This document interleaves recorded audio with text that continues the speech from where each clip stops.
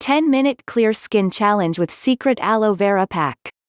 This aloe vera mask fights acne, pigmentation, heals scars, exfoliates and hydrates the skin, reduces blemishes and promotes a clear, even, smooth and brighter skin tone in minutes. You will need 1 tablespoon aloe vera gel, 1 tablespoon rose water. What you have to do. Just make a paste of the aloe vera extract and rose water. Apply it on the face. Keep it on for 20 minutes. Rinse it off using cold water. Alternatively, you can massage the face pack for 2 to 3 minutes onto the face before rinsing it off to cleanse your pores. How often you should do this? You can repeat this up to 3 times a week.